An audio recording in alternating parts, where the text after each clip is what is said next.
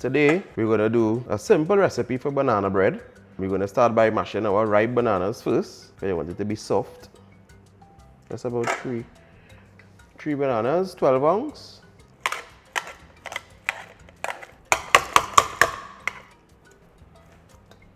We mash and we set aside.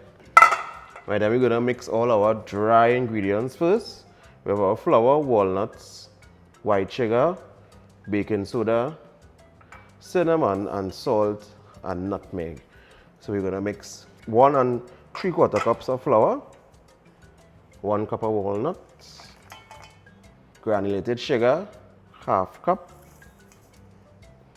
baking soda, 1 teaspoon, nutmeg, 1/4 teaspoon, salt, 1/2 teaspoon, and cinnamon, 1 teaspoon.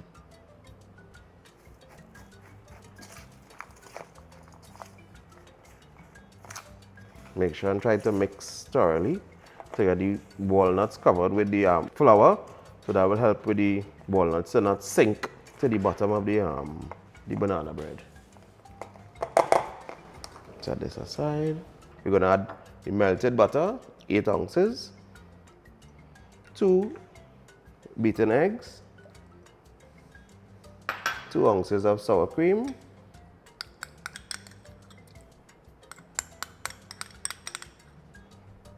and 8 ounces of brown sugar.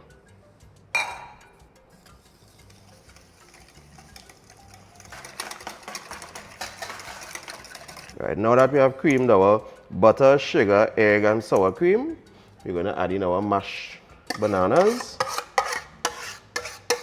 that we have mashed earlier, and then we're going to fold in our dry ingredients. You want to fold in a little bit at a time to eliminate lumps, or you don't want the lumps in the bread. When it bakes, you're going to see the little white lumps that don't look too appetizing.